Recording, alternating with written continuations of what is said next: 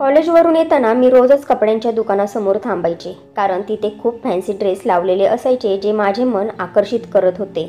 एकदा दुकानाच्या मालकाने विचारले, तुला कोणता ड्रेस घ्यायचा आहे? मी म्हणाले, माझ्याकडे पैसे नाहीत. तो दुकानवाला म्हणाला, काहीच हरकत नाही, हा ड्रेस तू फ्री घेऊन जा, फक्त अट ही आहे की हा ड्रेस मी तुला माझ्या हाताने. कॉलेजवरून येताना जेव्हा माझी नजर त्या कपड्यांच्या दुकानावर पडत होती तेव्हा माझे मन खूप बेचैन होत होते. माझी पावलं आपोआप ते दुकानाकडे वळत होती. आमच्या परिसरातील छोट्याशा बाजारातले हे कपड्यांचे दुकान पूर्ण बाजारात वेगळेच उठून दिसत होते. त्या दुकानाला काचेचे दरवाजे होते आणि खूपच मोठे ते दुकान होते, जिथे फॅन्सी ड्रेस भरपूर मिळत होते. एकापेक्षा एक फॅन्सी ड्रेस तिथे दरवाजाला सजवून लावले होते. बाहेरच्या काचेतूनच ते ड्रेस माझ्या नजरेसमोर येत होते, जे मला खूपच आकर्षित करत होते. आज सुद्धा समोर लावलेल्या ब्ल्यू कलर वन पीसवर माझी नजर टिकूनच होती. माझी नजर त्या ड्रेसवरून हटायला तयारच नव्हती. मी माझ्या पावलांना रोखू शकले नाही आणि त्या दुकानासमोर जाऊन उभी राहिले, जिथे काचेतून दिसणाऱ्या त्या वन पीसने माझी शुद्ध उडवली होती. मी खूप मोहित होऊन त्या वन पीसला पाहत होते, जो ड्रेस माझ्या लायकीत सुद्धा बसत नव्हता. मी खूप गरीब घरची मुलगी होते. आजपर्यंत मी आमच्या श्रीमंत खानदानातल्या मुलींची वापरलेली कपडेच घालत आली आहे. मला आठवत सुद्धा नाही की माझ्या आईने मला कधी दिवाळी दसऱ्याला नवीन ड्रेस घेऊन दिला आहे. माझी आई मला हेच म्हणायची की हा तुझ्या मावशीच्या मुलीचा ड्रेस आहे ना, तो ड्रेस तुझ्या मावशीने तुला दिला आहे, तिने फक्त एक दोनदाच घातला आहे, कोमल बाळा तुला छान दिसेल. आईच्या या बोलण्यावर मी वैतागून तिला म्हणायचे, आई तू मला कधीच नवीन कपडे का नाही घेऊन देत, कधीतरी घेऊन देत जा ना. यावेळेस मी कोणाची वापरलेली कपडे नाही घालणार.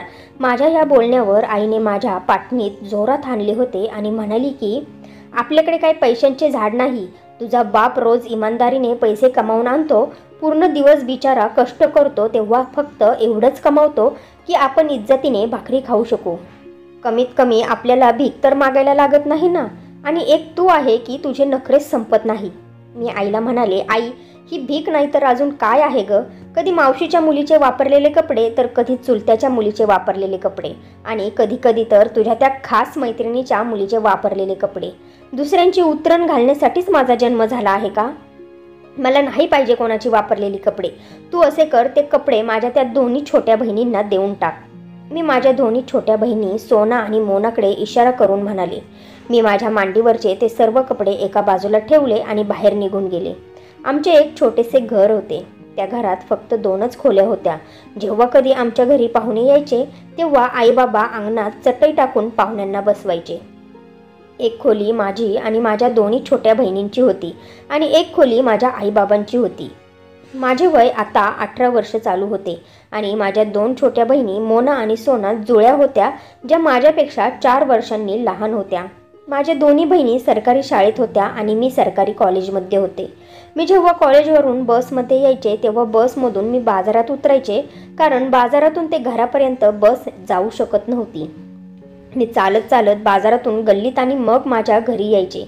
पण बाजारातून येताना माझी नजर तिथे असणाऱ्या दुकानांवर टिकून राहायची. कधी ज्वेलरीचे दुकान, तर कधी पार्लरचे दुकान, तर कधी कपड्यांचे दुकान. पण जेव्हा हे कपड्यांचे दुकान उघडले होते तेव्हापासून सगळ्या दुकानांना मी विसरले होते. खूप मोठ्या जागेत हे दुकान बनवले होते.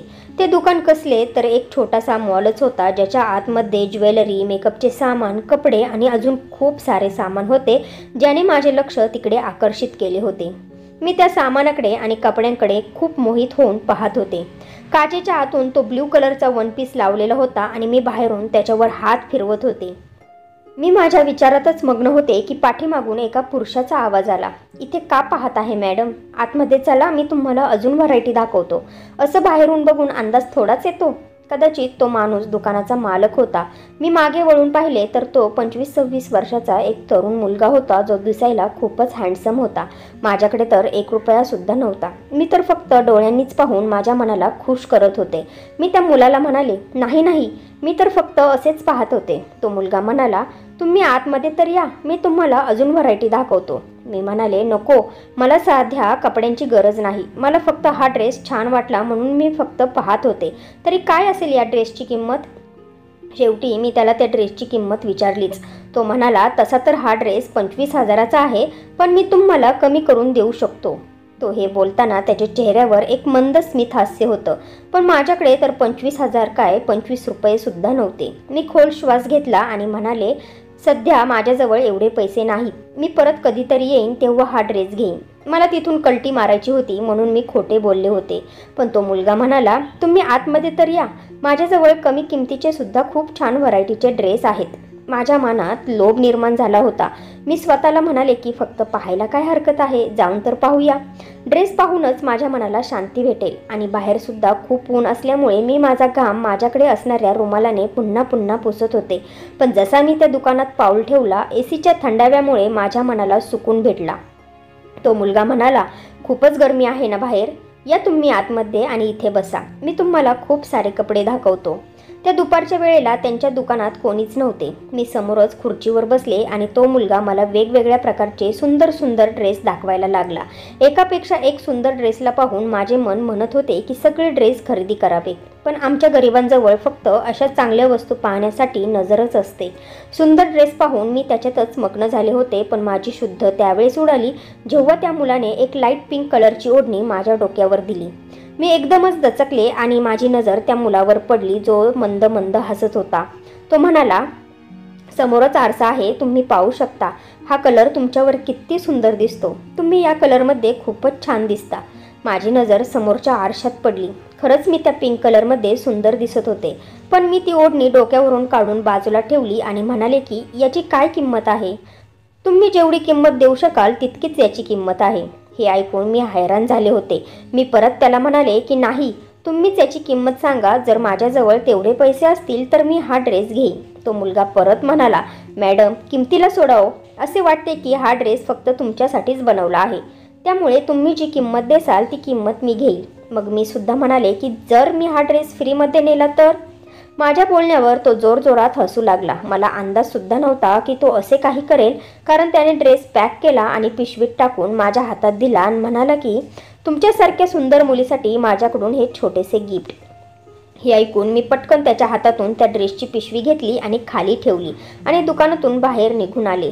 हृदयाची धडधड खूप जोरात वाढली होती. पटपट चालत मी माझ्या घरी पोहोचले होते तेव्हा माझी आई रोजच्या प्रमाणे तेच बोलत होती की थोडे थोडे जेवण करत जा. मला हेच जेवण रात्रीपर्यंत पुरवायचे असते.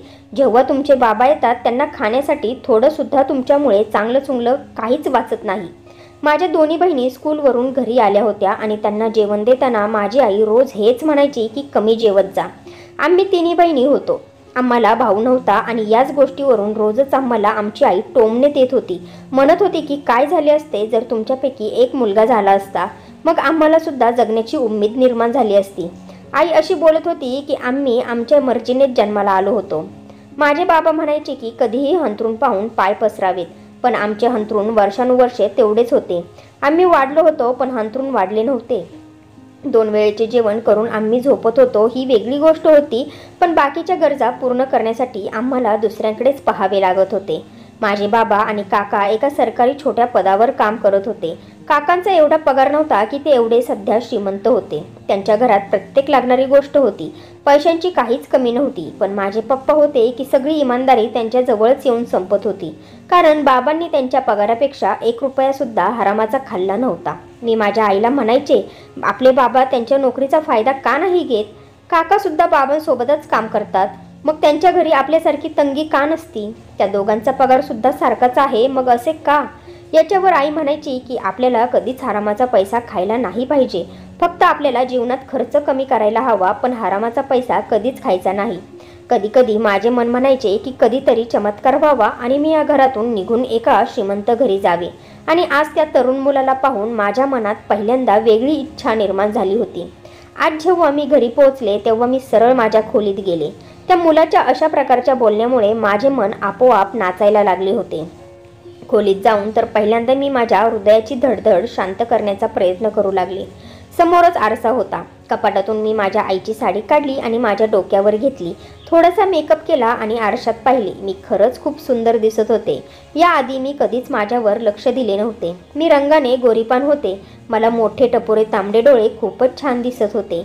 माझे केस सुद्धा कमरेपर्यंत लांब होते. खरंच मी सुंदर मुलींच्यात मोडत होते, पण ही अशी गरिबी होती त्यामुळे माझी सुंदरता मार खात होती. नाहीतर माझ्यात कोणतीच कमी नव्हती. आता जेव्हा कधी मी कॉलेजवरून येताना बसमधून उतरून बाजारात यायचे तेव्हा तो मुलगा दुकानाच्या बाहेर उभा राहून मला पाहून स्मित हास्य करायचा. मी पटकन माझी नजर खाली करायचे आणि मान खाली करूनच घरी जायचे. पण एकदा मी जेव्हा सकाळी कॉलेजमध्ये जात होते, माझ्या दोन्ही बहिणी माझ्यासोबतच असायच्या.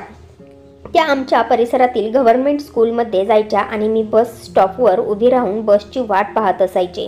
मी खूप मन लावून अभ्यास करायचे, कारण मला माहिती होते की माझे चांगले शिक्षणच मला या गरिबीपासून सुटका देऊ शकते. एक दिवस मी याच बस स्टॉपवर बसची वाट पाहत होते, तेव्हा मी त्या मुलाला पाहिले. त्यावेळेस तर सकाळी बाजार बंद असायचा. मग तो मुलगा यावेळेला बस स्टॉपवर काय करत होता? जशी आमच्या दोघांची नजरानजर एक झाली तेव्हाच तो मला पाहून हसला. पण मी पटकन माझी नजर दुसरीकडे वळवली आणि त्या क्षणी माझी बस आली होती. मी बसमध्ये पटकन चढले तेव्हा तो मुलगासुद्धा बसमध्ये चढला. पण जशी मी माझ्या कॉलेजसाठी बसमधून उतरले, तो मुलगासुद्धा माझ्या मागे उतरला. हे पाहून मी थोडीफार घाबरले होते. तो रस्ता सुनसान होता. थोड्याफार कॉलेजच्याच मुली दिसत होत्या. जशी मी बसमधून उतरून चालायला लागले, तो मुलगासुद्धा माझ्याबरोबर चालायला लागला आणि मला म्हणाला, माझे नाव पार्थ आहे.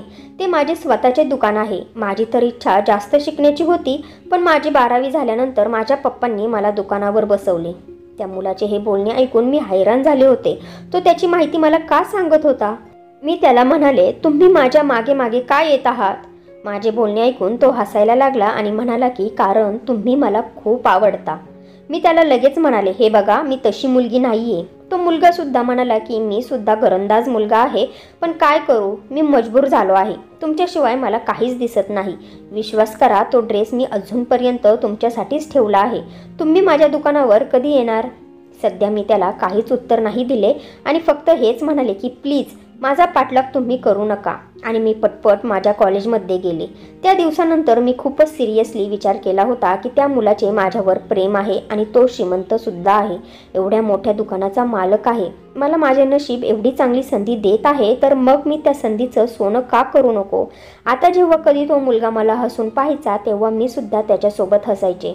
हळूहळू माझी त्याच्यासोबत मैत्री झाली. मी जेव्हा कधी कॉलेजवरून परत यायचे, तेव्हा सरळ त्याच्या दुकानात जायचे. तो पहिल्यांदा त्याच्या ग्राहकांना पाहायचा आणि जेव्हा मी त्या दुकानात एकटी राहायचे, तेव्हा तो मला कधी कधी कानात घालायला झुमके तर कधी बोटात घालायला अंगठी द्यायचा.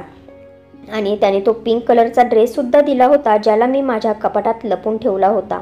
त्याच्या दुकानात कमी किमतीचे कॉटनचे ड्रेससुद्धा होते. त्या कपड्यांची किंमत 1500 ते 2000 पेक्षा कमी नव्हती. एकदा त्याने मला खूप सुंदर ड्रेससुद्धा दिला होता आणि म्हणाला की हा ड्रेस माझ्याकडून तुला घे. मी म्हणाले, माझ्या आईने विचारले तर मी काय सांगू की तुझ्याकडे एवढे कपडे कुठून येतात? मी तर कायमच दुसऱ्यांची वापरलेली. मी हे म्हणता म्हणता एकदम चूप बसले, कारण मला हे त्याला सांगायचे नव्हते की मी कायमच दुसऱ्यांची वापरलेली कपडेच घालत आले आहे. पण त्याने माझ्या अपूर्ण बोलण्याला पूर्ण केले आणि म्हणाला, तू आईला सांग की हा ड्रेस माझ्या एका मैत्रिणीने मला गिफ्ट दिला आहे. हे ऐकून मी आनंदात ती कपडे घरी घेऊन गेले. आता त्या मुलाचे माझ्यावर उपकार वाढायला लागले होते. एकदा तर त्याने माझ्या हातात मोबाईल ठेवला होता. तो मोबाईल पाहून मी तर हैराण झाले होते, कारण जो मोबाईल त्याने मला दिला होता त्याची किंमत कमीत कमी 20 ते 25 हजारापेक्षा कमी नसेल. पण मी त्याला म्हणाले, मी या मोबाईलचे काय करू? तो म्हणाला, रात्रीच्या वेळेस त्या फोनवर माझ्यासोबत बोलत जा. मी सुद्धा तो मोबाईल ठेवला आणि मग आमचा हाच जीवनक्रम चालू झाला. मी त्याच्यासोबत रोज रात्रीची फोनवर बोलायचे. आता आमच्या दोघांच्यात मैत्रीचे रूपांतर प्रेमात झाले होते. पण आता तो माझ्याजवळ हट्ट करू लागला होता. कधी म्हणायचा की मी तुला जे कपडे दिले आहेत मला ते घालून दाखव. कधी म्हणायचे की यावेळेस मी तुला एक फॅन्सी वन पीस देणार आहे, पण त्या बदल्यात मला सुद्धा तुझ्याकडून काहीतरी हवे आहे. 2 महिन्यात पहिल्यांदा त्याने हा हट्ट केला होता. मी म्हणाले, तुला तर माहिती आहे की माझ्याजवळ एवढे पैसे नसतात की त्या बदल्यात मी तुला काही गिफ्ट देऊ शकेल. तो म्हणायला लागला, तू फक्त जेव्हा घरी एकटी असशील तेव्हा मला फोन कर आणि तुझ्या घरी बोलव आणि मग त्यावेळेस हा ड्रेस तुम्हाला घालून दाखव. मी म्हणाले, हे कसं काय शक्य आहे? तेव्हा तो परत म्हणाला, काहीही कर कोमल, मला तुला या ड्रेसमध्ये पाहिजेच आहे.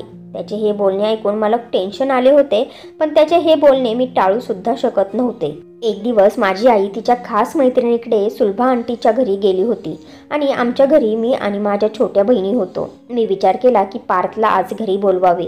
मी माझ्या छोट्या बहिणींना बहाणा करून त्यांच्या मैत्रिणीकडे पाठवले आणि म्हणाले की 2 तासाच्या अगोदर घरी येऊ नका. त्या सुद्धा हसत हसत त्यांच्या मैत्रिणीकडे गेल्या. मी लगेच पार्थला फोन करून सांगितले की या वेळेला मी घरी एकटी आहे. पार्थ खूपच किमती गिफ्ट घेऊन घरी पोहोचला होता. म्हणाला की हे सगळं काही तुझ्यासाठीच आहे. मी जेव्हा ती पिशवी खोलून पाहिली तेव्हा त्याने तोच ब्ल्यू कलरचा ड्रेस मला गिफ्ट आणला होता, ज्याला पाहून माझे डोळे चमकले होते. तो मला खुश पाहून माझ्याजवळ येऊन म्हणाला, लवकर मला हा ड्रेस घालून दाखव कोमल. मी तो ब्ल्यू कलरचा वन पीस घातला आणि हलकासा मेकअप केला. मला पाहून त्याच्या डोळ्यांची पापणीसुद्धा लवत नव्हती. त्याने काही फोटो माझ्यासोबत काढायला चालू केले. मी त्याला म्हणाले, तू फोटो का काढत आहेस? तो म्हणाला, फक्त माझ्याजवळच राहतील. त्याने माझ्यासोबत एक व्हिडिओसुद्धा काढला होता, ज्यामध्ये तो माझ्या खूपच जवळ उभा होता. म्हणत होता की कोमल फक्त माझीच आहे. तो माझ्या खूपच जवळ आला होता. यावेळेस तर आम्ही फक्त दोघेच एकटे घरी होतो. माझे मन खूप वाईटरित्या अस्वस्थ झाले होते. हृदयाची विचित्र प्रकारची धडधड सुरू झाली होती. तो माझ्या इतक्या जवळ होता की त्याने लावलेला परफ्यूम माझ्या नाकाला स्पर्श करत होता. माझे मन माझ्या काबूत राहिले नव्हते. पण लवकरच मी स्वतःला सांभाळले आणि मी त्याच्यापासून लांब झाले. मी अशा प्रकारे लांब झाल्यामुळे त्याने त्याचा मोबाईल बंद केला आणि पॉकेटमध्ये ठेवून दिला आणि म्हणाला की कोमल, तुझ्यापासून लांब राहायला आता मला खूप अवघड वाटू लागले आहे. मी म्हणाले, मग तू तुझ्या आईवडिलांना सांगून माझ्या घरी स्थळ का घेऊन येत नाही? माझे बोलणे ऐकून त्याच्या चेहऱ्यावरचे हावभाव बदलायला लागले होते. म्हणाला की माझे पप्पा आता माझे ऐकणार नाही. मी म्हणाले, का नाही ऐकणार? पार्थ, मी तुझ्याशिवाय कोणाचीच होऊ शकणार नाही. माझी आई मला म्हणाली आहे की पुढच्या वर्षी ती माझे लग्न करणार आहे. माझे बोलणे ऐकून तो थोडा काळजीत वाटू लागला होता. मला थोडा वेळ दे, मी प्रयत्न करतो. माझी वाट पहा, मी सगळ्यांनाच म्हणवेल. हे बोलून तो लगेच माझ्या घरातून परत गेला. काही वेळानंतर माझी जेव्हा आई परत आली तेव्हा खूपच खुश होती. तिने मला 3 ड्रेस दिले जे बिलकुल नवीन होते. म्हणाली, तुझ्या सुलभा आंटीने तुझ्यासाठी हे नवीन ड्रेस दिले आहेत.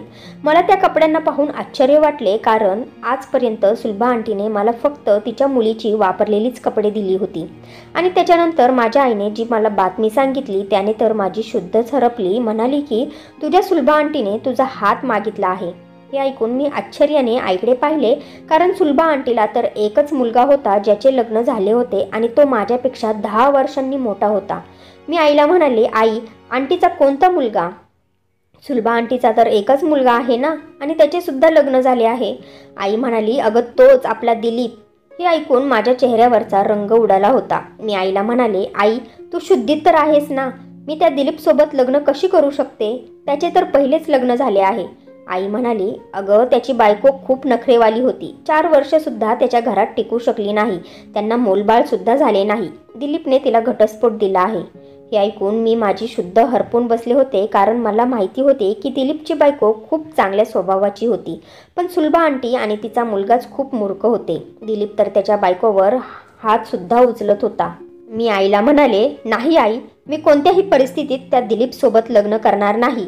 माझा नकार ऐकून आईला खूप राग आला होता. म्हणाली की अगं तो प्रत्येक महिन्याला लाखात कमावतो. तुझ्यासाठी त्या दिलीपचे स्थळ आले आहे, त्यामुळे तुला तुझ्या नशिबावर खुश व्हायला हवे. मी म्हणाले, नाही आई, मी त्या दिलीपसोबत लग्न करणार नाही. नाही म्हणजे नाही. आणि मी पळत माझ्या खोलीत आले आणि रडायला लागले. रात्री मी जेव्हा पार्थला फोन केला, कारण त्याला मला सांगायचे होते की मी खूप मोठ्या अडचणीत सापडले आहे. तू फक्त तुझे स्थळ घेऊन लवकरात लवकर माझ्या घरी ये. पण पार्थचा फोन बंद येत होता. याआधी कधीच पार्थचा फोन बंद लागत नव्हता. मला खूप काळजी वाटू लागली होती. दुसऱ्याच दिवशी मी बाजारात गेले, पण आज त्याच्या दुकानावर कोणीतरी 50 वर्षाचा माणूस बसला होता. कदाचित पार्थचे वडील असतील, म्हणून मी नाराज होऊन परत घरी आले होते. पार्थला मी खूप फोन लावले होते, पण लगातार त्याचा फोन बंदच येत होता. आणि जेव्हा कधी मी त्याच्या दुकानावर जात होते तेव्हा पार्थच्या जागेवर त्याचे पप्पा असायचे. कितीतरी वेळ मी दुकानाच्या बाहेर उभीच राहायचे. एकदा तर मी दुकानाच्या आतमध्ये गेले, पण तो माणूस मला म्हणाला, बाळा, तुला काय हवे आहे? रोजच तू माझ्या दुकानाच्या बाहेर येतेस आणि किती वेळ तरी उभी राहतेस. मी त्यांना म्हणाले, मी दुकानातून एक ड्रेस नेला होता. तुमचा मुलगा इथेच बसला होता. मी त्याला काही पैसे दिले होते, पण त्याच्याजवळ 2000 नोटचे सुट्टे नव्हते. त्यामुळे तो म्हणाला की तो मला पैसे नंतर देईल. मी रोज त्याला माझे पैसे घेण्यासाठी पाहायला येते, पण तो इथे नसतोच. अंकल, तो आता परत कधी येईल? माझे बोलणे ऐकून ते अंकल आश्चर्याने म्हणाले, माझा मुलगा? कोण माझा मुलगा? माझा तर कोणताच मुलगा नाही. त्या अंकलचे बोलणे ऐकून माझ्या पायाखालून जमीन सरकली होती. मी त्यांना म्हणाले की त्याचे नाव पार्थ आहे आणि तो तुमचाच मुलगा आहे ना? आणि याच दुकानावर मला रोज दिसायचा. माझे बोलणे ऐकून त्या अंकलच्या चेहऱ्यावर खूप राग जमा झाला होता. त्या रागाने लालबुंद झाले होते. म्हणाले की तो मुलगा तर माझा नोकर होता. त्या नालायक मुलाने मागच्या 2 महिन्यात माझ्या दुकानातून 40 ते 50 हजाराचा माल गायब केला आहे आणि पैशांची सुद्धा वेगळीच हेराफेरी केली आहे. मी त्याला नोकरीवरून काढून टाकले आहे. तू सांग की तुझे पैसे किती झाले आहेत, मी तुला देतो. मी त्या अंकलला काय सांगणार होते, कारण माझ्या डोक्यानेच विचार करणे सोडून दिले होते. मी तशीच नाराज होऊन घरी पोहोचले. मी घरी पोहोचले तेव्हा माझी आई खूपच रागात उभी होती. माझे बाबा सुद्धा घरात होते, जे डोके पकडून बसले होते. समोरच चुलता उभा होता, रागाने मला पाहत होता. मी हैराण झाले होते की हे सर्वजण इथे काय करतात आणि मला अशा प्रकारे रागाने का पाहतात. माझी आई पुढे आली आणि जोरात माझ्या कानाखाली लावली, म्हणाली, हे सगळं करण्याच्या अगोदर तू मेली का नाहीस?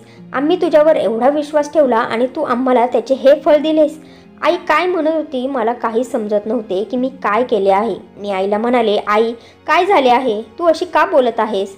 माझ्या या बोलण्यावर माझे चुलते पुढे आले आणि त्यांनी त्यांचा मोबाईल माझ्या पुढे धरला, ज्याच्यावर माझी आणि पार्थची व्हिडिओ लागली होती. ती व्हिडिओ पाहून तर मी श्वास घ्यायलाच विसरले होते. पार्थने मला तोंड दाखवण्याच्या लायकीचे सोडले नव्हते. त्यांनी माझी आणि त्याची व्हिडिओ व्हायरल केली होती आणि त्या व्हिडिओसोबत खूप घाण प्रकारचे गाणे लावले होते. या व्हिडिओने मला बदनाम केले होते. माझी आई रडू लागली आणि मला म्हणाली, तू तर आम्हाला कुठे तोंड दाखवण्याच्या लायकीचे सोडले नाही. आमच्या इज्जतीचे तू तुकडे तुकडे केलेस. माझ्याजवळ काहीच उत्तर नव्हते. पार्थच्या प्रेमाने मला खूप मोठी जखम दिली होती. तो तर म्हणायचा की त्याची इज्जत मी आहे, माझ्यासाठी तो सगळ्यांशी लढणार, पण ते सगळं काही खोटे होते. 2 दिवसाच्या आतच माझ्या आईवडिलांनी माझे लग्न त्या दिलीपसोबत लावून दिलं. माझ्या आईबाबांनी हात जोडून सुलभा आंटीला विनंती केली की मला सून म्हणून स्वीकारावं. माझ्या नशिबात कदाचित उतरणच लिहिली होती. मला माझा नवरासुद्धा दुसऱ्यांचाच भेटला होता. मी आता खूपच शांत झाले होते. दिलीपला जेव्हा खूप राग येत होता तेव्हा तो मला खूप काही बोलायचा की तू त्या मुलासोबत किती वेळा तरी तोंड काळे केले असेल. माझा गुन्हा फक्त प्रेम करणे एवढाच होता. मी पार्थसोबत कोणताच गुन्हा केला नव्हता, पण तरीही मला चारित्र्यहीन म्हणले जात होते. सुलभा आंटीने मला घरात मोलकरीण बनवून ठेवले होते. 2 वर्ष मी खूपच मुश्किलने घालवले होते, पण त्याच्यानंतर जो दुःखाचा डोंगर माझ्यावर पडला त्याने माझे जीवन नरक बनवले होते. दिलीपचा एक ॲक्सिडेंटमध्ये मृत्यू झाला होता आणि त्याचा आरोप सुद्धा माझ्यावरच लावला होता की माझ्या अपशकुनी पायामुळे दिलीप या जगातून गेला. सुलभा आंटीने मला घरातून बाहेर काढले आणि मी परत माझ्या आईवडिलांच्या दारी आले. माझ्या बाबांचे ट्रान्सफर दुसऱ्या शहरात झाले होते. तिकडे मी माझे शिक्षण पूर्ण केले आणि एका स्कूलमध्ये मला टीचरचा जॉब लागला. माझ्या छोट्या 2 बहिणींचे वय लग्नाचे झाले होते आणि दोन्ही बहिणींची लग्न मीच केली होती. माझे आईवडील अजूनसुद्धा माझ्याशी बोलत नव्हते. माझे बाबासुद्धा रिटायर झाले होते. मी माझ्या आईबाबांची सेवा करण्यातच माझे वय घालवले होते. दोघेही आता आजारी राहू लागले होते आणि काही वर्षातच आईबाबांचा एकामागा एक मृत्यू झाला. असेच दिवस निघून चालले होते. मी एक छोटीशी गाडी खरेदी केली होती. मी आता एकटीच घरी राहत होते. एकदा मी स्कूलवरून घरी येत होते तेव्हा माझी नजर समोर असलेल्या दुकानावर पडली. माझ्या गाडीचे एकदम ब्रेक लागले होते, कारण समोरच्या कपड्यांच्या दुकानात तोच दिसला. डोळ्यांवर चष्मा लावून बायकांना वेगवेगळ्या प्रकारची कपडे दाखवत होता. मी माझ्या डोळ्यातून वाहणाऱ्या अश्रूंना साफ केले आणि गाडी पार्किंग एरियात लावून त्याच्या दुकानात गेले. मला त्याला फक्त एकच प्रश्न विचारायचा होता की त्याने माझ्यासोबत असे का केले, मी त्याचे काय बिघडवले होते. मी त्याच्या समोरच्या असणाऱ्या खुर्चीवर जाऊन बसले. माझे वय आता 35 वर्ष होते आणि पार्थचे वय जवळजवळ 40 झाले होते. मला पाहून त्याच्या हातातली साडी तिथेच गळून पडली होती, जी माझ्याबरोबर बसलेल्या महिलेला तो दाखवत होता. मला पाहून त्याच्या तोंडात हळुवारपणे माझे नाव निघाले होते. मी उठून उभी राहिले. मी त्याला म्हणाले, मला तुला फक्त एकच प्रश्न विचारायचा आहे. त्याने दुकानात असणाऱ्या दुसऱ्या मुलाला ग्राहकांना पाहायला लावले आणि मला दुकानाच्या आत असणाऱ्या खोलीकडे आत येण्यासाठी इशारा केला. तो माझ्यासोबत त्या दुकानात असणाऱ्या आतल्या खोलीत आला, जी ऑफिससारखी बनवली होती. त्याने मला तिथल्या खुर्चीवर बसण्यास इशारा करून मला म्हणायला लागला, तू इथे कशी काय कोमल, पण मी त्याला हे पुढचे काहीच बोलून दिले नाही आणि हाताने थांबण्याचा इशारा केला. मी त्याला म्हणाले, मला इथे बसायचे नाही आणि नाही तुझ्याकडून कोणती सफाई ऐकायची आहे. फक्त तुला एकच प्रश्न विचारायचा आहे की मी तुझे काय बिघडवले होते. फक्त प्रेम तर केले होते ना. तू मला स्वीकारू शकत नव्हता तर मला नकार द्यायचा होतास ना. मला बदनाम का केले. इतके मोठे खोटे तू का बोललास पार्थ. माझ्या डोळ्यातून अश्रू व्हायला लागले होते। माझे बोलणे ऐकताच तो म्हणाला की मी तुझ्यासोबत काहीच खोटं बोललो नाही, उलट माझा बाप तुझ्याशी खोटं बोलला आहे। मी आपल्या लग्नाबद्दल घरी सांगितले तेव्हा माझ्या पप्पांनी मला साफ नकार दिला होता, कारण त्यांना माझे लग्न दुसरीकडे करायचे होते। एक रात्री माझे पप्पा सोबत खूप भांडणं झाले। पप्पांनी मला रागात घरातून बाहेर काढले। हा योगायोग समज किंवा माझे खराब नशीब, त्याच रात्री मला काही गुंडांनी खंडणीसाठी किडनॅप केले। माझ्याकडून मोबाईल आणि पैसे, बँकेचे कार्ड सर्व काही हिसकावून घेतले। मी तिथून पळून जाण्याचा प्रयत्न केला होता तेव्हा त्यांनी माझ्या पायाला बंदुकीने गोळी झाडली होती। त्यांना माहिती होतं की मी मोठ्या बापाचा मुलगा आहे, त्यामुळे मला किडनॅप केल्याने त्यांना खूप सारे पैसे भेटतील। पण त्यांनी मला गोळी झाडताच ते तिथून घाबरून पळून गेले, पण ती गोळी माझ्या पायाला लागली होती, त्यामुळे मी चालू फिरू सुद्धा शकत नव्हतो। त्यामुळे दुकानावर माझे पप्पा जायला लागले होते। खोटं ते तुझ्याशी बोलले होते कोमल, तू सारखी सारखी दुकानावर येत होती, त्यामुळे कदाचित त्यांना कळाले होते की तू तीच कोमल आहे जिच्यावर माझे प्रेम होते। पण जेव्हा तुझी आणि माझी व्हिडिओ मी सोशल मीडियावर पाहिली तेव्हा माझी शुद्ध हरपली होती। मी पप्पांना खूप विनवण्या केल्या की तिची इज्जत जाईल, ती बदनाम होईल, कृपया करून माझ्यासाठी तिचा हात मागायला तिच्या घरी जावा। पण माझ्या पप्पांनी मला एका खोलीत बंद केले होते आणि जेव्हा मला चालायला फिरायला येऊ लागले तेव्हा कळाले की तुझे लग्न झाले आहे, त्यामुळे मी मागे सरकलो। माझे पप्पा माझ्या लग्नासाठी खूप मागे लागले होते, पण मी कधीच त्यांना होकार दिला नाही। पण नंतर जेव्हा मला तुझ्या पतीची मृत्यूची बातमी कळाली तेव्हा मी विचार केला होता की मी तुझ्यासोबत लग्न करेल, पण तेव्हा तुम्ही लोक ते घर सोडून गेला होतात। मला फक्त हेच माहिती होते की तुम्ही नागपूरला गेले आहात, पण नागपूरमध्ये कुठे हे मला माहिती नव्हते। मी माझ्या शहराला सोडून इथे नागपूरमध्ये दुकान घेतले आणि इथेच काम सुरू केले, कारण मला विश्वास होता की कधी ना कधी माझी तुझ्याशी भेट नक्कीच होईल। पण हे माहिती नव्हते की तुझी वाट पाहता पाहता वय निघून जाईल। कोमल, माझा हेतू तुला बदनाम करण्याचा नव्हता। मला जर तुला बदनाम करायचेच होते तर त्याच वेळेस केले असते ज्या दिवशी मी तुझ्या घरी आलो होतो आणि आपण दोघे कितीतरी तास एकत्र एकटेच होतो। पण कोमल, माझे तुझ्यावर खूप प्रेम होते, खरे प्रेम, त्यामुळे मला तुला इज्जतीत स्वीकारायचे होते। पण माझा मोबाईल त्या गुंडांनी पळवला होता आणि कदाचित त्यांनीच माझ्याकडून पैसे भेटले नाही म्हणून रागात तो व्हिडिओ व्हायरल केला असेल। पार्थचे बोलणे ऐकून मी शांत बसले होते। त्याच्या डोळ्यातून अश्रू वाहत होते। म्हणाला, आज सुद्धा मी तुझी वाट पाहत आहे कोमल। तो माझी आज सुद्धा वाट पाहत होता, पण वेळ खूप पुढे निघून गेली होती। मला आता समजत नव्हते की आता मी काय करू, काय निर्णय घेऊ। आता तुम्हीच मला कमेंट करून माझी अडचण दूर करा। मला कमेंट करून नक्की सांगा की मी आता काय केले पाहिजे। तर फ्रेंड्स, ही स्टोरी तुम्हाला आवडली असेल तर व्हिडिओला लाईक करा आणि आपल्या नात्यांचा स्पर्श या चॅनेलला सबस्क्राईब करा आणि बेल आयकॉनवर क्लिक करून ऑलवर सेट करा, म्हणजे पुढची व्हिडिओ तुम्हाला लगेच भेटेल। धन्यवाद।